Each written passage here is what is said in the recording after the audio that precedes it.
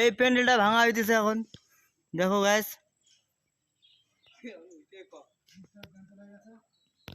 অনুষ্ঠান হচ্ছে মঙ্গলবার, এখন নাকি এইখানে হবে না, এর জন্য ভাঙতেছি।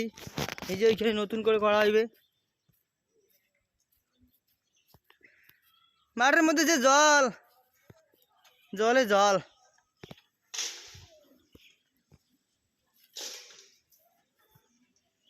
তিনটে লেবার লাগাইছি, কাজ করতেছে।